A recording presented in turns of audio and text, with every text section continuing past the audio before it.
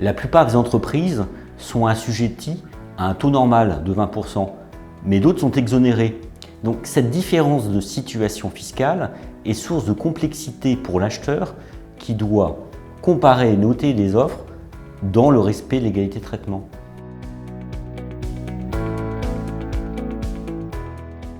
On le perçoit, une offre imposée à 0% est financièrement plus attractive qu'une offre imposée à 20%. D'autant plus que dans la plupart des marchés publics, le critère prix est prépondérant.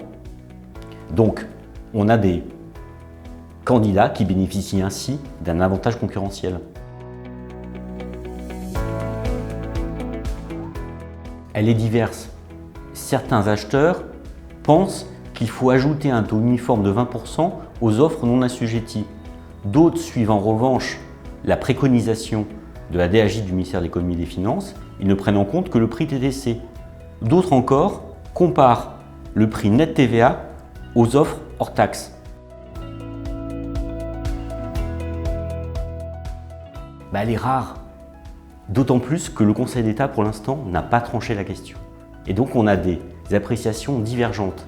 Dans un arrêt de 2016, la CA de Bordeaux considère qu'on doit comparer les offres en neutralisant l'effet TVA.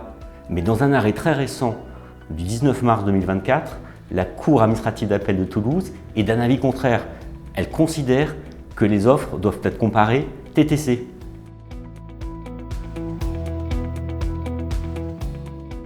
La Cour administrative d'appel de Toulouse se place du côté de l'acheteur. Et du côté de l'acheteur, la TVA, elle devrait être payée par l'acheteur en plus du prix hors taxe. C'est un élément important du prix.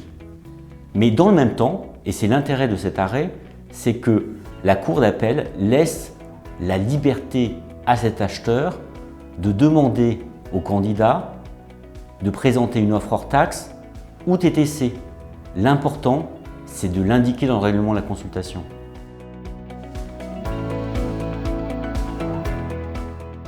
D'être clair et précis.